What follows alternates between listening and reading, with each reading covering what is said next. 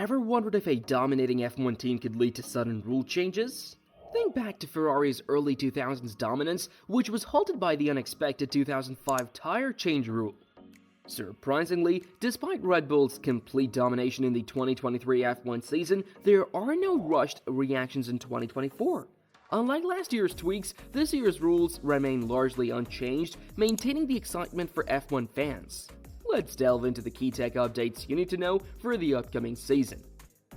It seems like 2024 will be 2023 plus, which will provide the teams a chance to make up for last season's mistakes without deliberately trying to undermine Red Bull's outstanding performance. Here, convergence is the essential keyword. The general consensus is that when the regulations are defined, Red Bull will eventually hit a tipping point and the other teams will catch up by continuing on their current trajectory.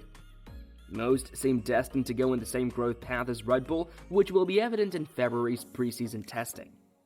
There shouldn't be any modifications made this year, and the rules set between 2022 and 2023 should be very comparable, so there should be plenty of data available to teams to determine whether a particular design philosophy is effective or not. The sidepod design has proven to be the most visually conspicuous marking. This is so because, since the restoration of Venturi in 2022, floor design, which is inextricably tied to this area, has become the true performance enhancer. Theoretically, most teams will model their 2024 sidepods after Red Bulls, and with the way the RB18 and RB19 stomped the competition, that makes sense. However, simply replicating the most dominating vehicle in Formula 1 can only take you so far. The remaining teams will need to provide their own value to the concept in addition to comprehending the design and how it functions so well with the rest of the car. We don't anticipate Ferrari or Mercedes going back to their earlier sidepod designs. Initially, Ferrari and Mercedes promoted their own versions of end-washing solutions instead of Red Bull's downwash solution. This resulted in the development of an alternative technique for increasing floor performance. Either by creating a bigger low-pressure area beneath the vehicle to enhance underbody suction or by distributing surface pressure on top of the floor. Both teams abandoned their zero-pod and bathtub pods during the season while sticking to their guns at the beginning of 2023. This meant that because interior and chassis components are more difficult to replace in today's cost-cap regulated competition, both teams were constrained by the infrastructure currently in place. James Ellison, technical director of Mercedes, disclosed that the team's transition to a downwashing design cost them 0.2 seconds. Given the increased opportunity for advancement, this sacrifice was well worth it. Building their automobiles around this is far more feasible with a blank canvas design for 2024. One step back for two ahead, it would appear. The differences will be in how Aerodynamics opt to fine-tune their designs, such as improving the direction of airflow over the top of the sidepods with a clear channel built in, similar to Aston Martin's 2023 Challenger. However, the cautionary lesson remains. Replicating a great design is one thing, creating something successful is quite another.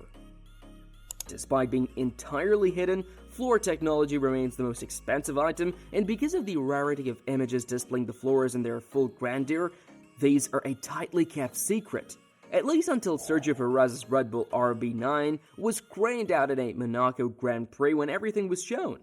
Since 2022, the nature of the tunnel floor has altered the game, moving performance benefits from low-speed curves to high-speed ones.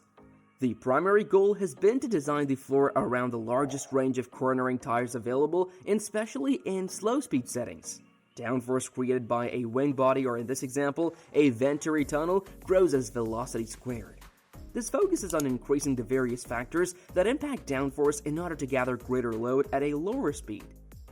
If the RB19 had any flaws, it would be in slow-speed situations, as its lower performance ceiling in Monaco and Singapore, both famed for their low-speed corners, implies this will be a significant area of research for the 2024 vehicle, according to a handful of paddock figures.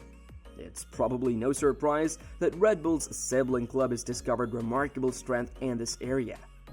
Moving on to another critical area in F1's technological growth is suspension, especially with its floor update for the season-ending Abu Dhabi Grand Prix last year. A few years ago, an F1 designer said the teams essentially converged on the greatest suspension design, which was entirely aerodynamic. As a result, the wishbone configuration and the choice between push and pull rods were made exclusively on the basis of wind tunnel data. With today's widely varied venturi tunnel downforce configurations, the suspension package has grown in importance as a foundational element. Maintaining a steady operating platform for the floor is essential, particularly when sealing the underside with the floor's edge. Teams have been experimenting with where the front end suspension elements are placed in relation to the overall center of gravity in order to give the car an anti-dive effect. This guarantees that the floor won't experience any pitching moments as the weight increases at the front. Regarding rear suspension design, the sector is presently divided. For packaging reasons, McLaren, Red Bull, Alpine, AlphaTauri, and Alfa Romeo chose a pushrod rear suspension system in 2023, while the other teams continued to use the tried-and-true pull rod layout. It's interesting to note that except for McLaren and Red Bull, every team used pushrods when they had front suspension.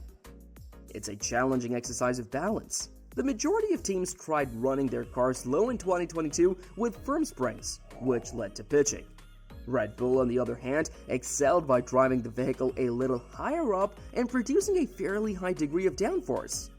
Ferrari was able to achieve a good degree of compliance over curbs in 2023, which helped it become more adept in slow-speed corners. Vehicle dynamicists will try to find a configuration that provides a little bit of everything in the handling category, with a few small adjustments that most likely won't have a significant impact on performance. The technical standards for 2024 are mostly similar to those for 2023. The primary modification is the addition of a tiny vent to the chassis to provide drivers with more cooling during periods of intense heat. This follows the extreme humidity of the Qatar Grand Prix in the previous year, which caused problems for the drivers due to heat. The cooling scoop will be located above the chassis bulkhead, but its dimensions are tightly controlled to prevent any team from using it to their advantage.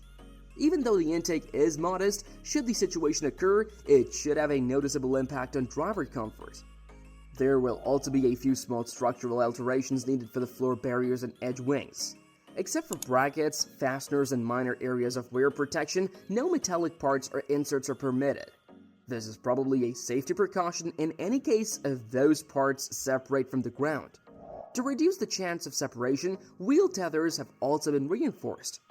On a somewhat lighter note, regulations over LED augmented wheel covers may have been removed. Initially supposed to provide visual information to spectators, these features have rarely been seen on the grid since their introduction in 2022. Determining if an F1 car idea has the capacity to react favorably to advancements is ultimately a different matter from just outlining it. Consider Haas's struggles leading up to 2023. Throughout the season, the team struggled to apply improvements, and their expensive upgrade for the US Grand Prix, which included the downwash side pod concept, did not produce the anticipated increase in performance. Rather, the gains were so little that it ultimately came down to personal choice between Kevin Magnussen and Nikita Mazepin, the two drivers. On the other hand, McLaren constructed a vehicle that struggled at first, but accepted changes over the first half of the year. The team shot from the bottoms to the top thanks to these enhancements. Therefore, it is envisaged that convergence to the grid would be provided by a common knowledge of the optimal techniques and a uniform set of regulations for the benefit of the Formula One spectacle. In that scenario, 2024 may be a season to remember.